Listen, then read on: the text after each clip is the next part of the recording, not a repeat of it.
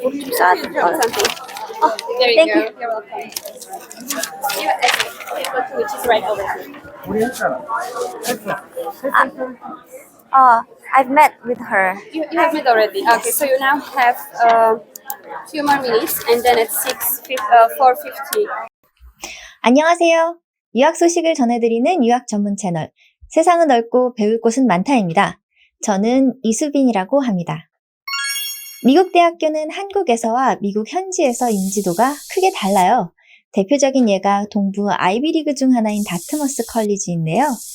미국에서야 다트머스 컬리지를 다닌다고 하면 다들 화들짝 놀라는데 한국에서는 도통 아는 분이 없습니다. 사실 하버드 대학교와 예일 대학교의 이름을 모르는 사람이 없는 것 같아 한국에서도 유명한 미국 대학교 이름을 대부분 알 거라고 생각하지만 전혀 그렇지 않거든요.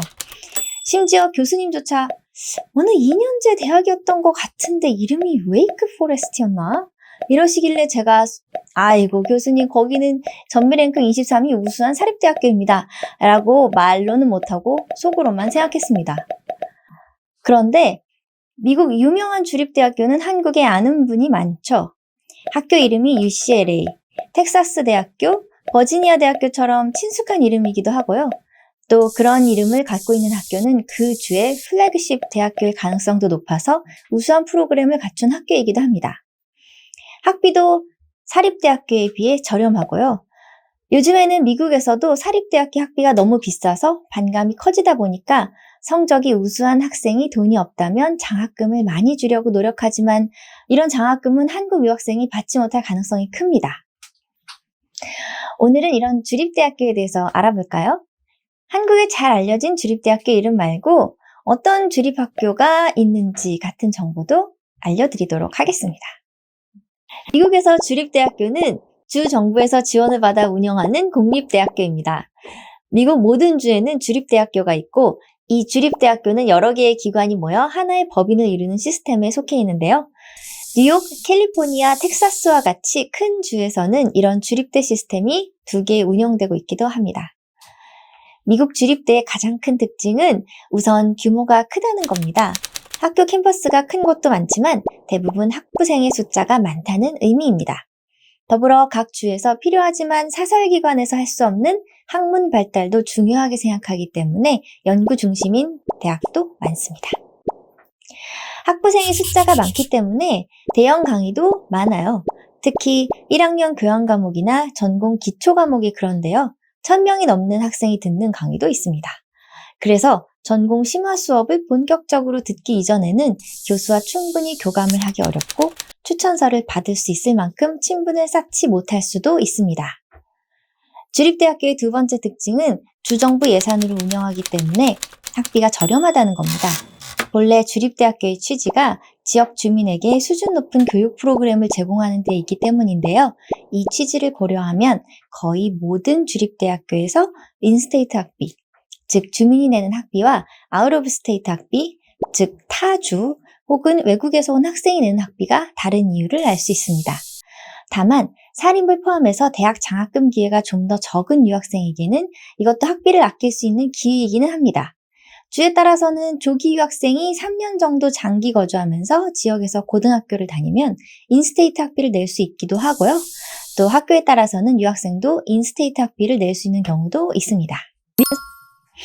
자, 3번째로 주립대학교 시스템에 속한 2년제 커뮤니티 컬리지에서 4년제 주립대학교로 편입하기도 쉽습니다.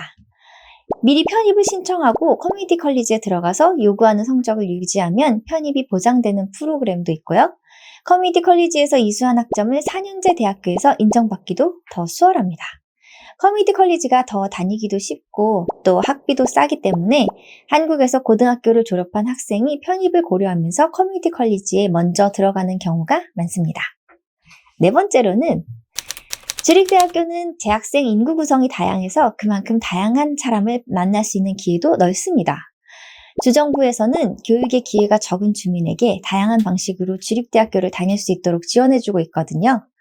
반드시 낙후된 지역에서 온 학생이라는 의미가 아니라 어떤 때는 분쟁 지역에서 탈출한 난민 출신일 수도 있고 군인일 수도 있고 또 특정 소수민족 배경을 가진 학생일 수도 있습니다.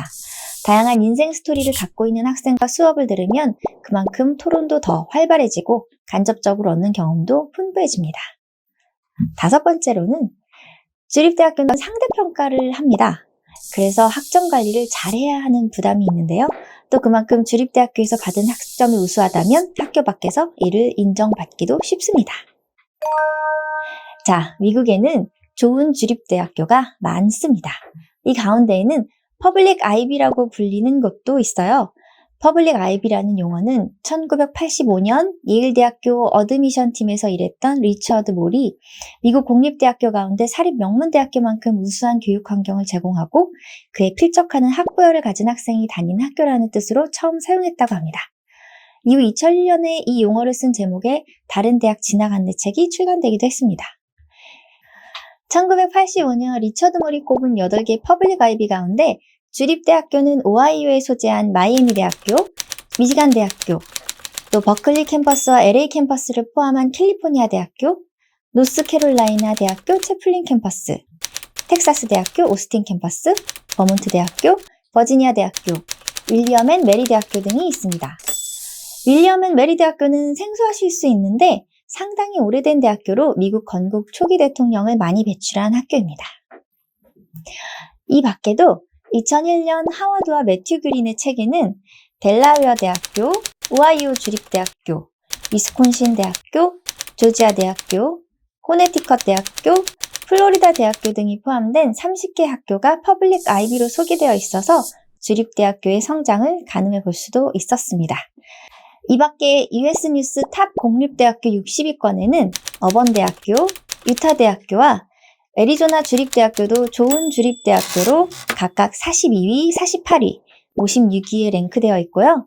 랭킹은 낮지만 학비를 크게 절약할 수 있는 중부 플래그십 대학교로는 미주리 주립대학교, 루지애나 주립대학교, 캔자스 대학교, 클리브랜드 대학교 등이 있습니다. 오늘은 미국의 주립대학교에 대해 알아보았습니다. 주립대학교를 다니게 되면 아무래도 지역 공동체에 대해서 더 돌아보게 됩니다. 교수 중에는 지역 공동체의 필요와 수요를 감안한 연구를 연속해서 수행하기도 하고요. 지역의 교육 수요에 대해서도 민감한 편입니다. 그만큼 대학의 공공을 위한 연구와 교육이라는 목표에 사립대학교보다 더 충실하다고 할 수 있습니다. 오늘의 영상의 내용이 마음에 드셨다면 좋아요, 구독 꼭 눌러주세요. 지금까지 영상 시청해주셔서 감사합니다. They're Canadian, they're not in our international program, so I wouldn't have the stats on that. Okay.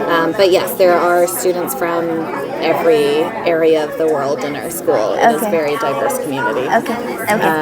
This is our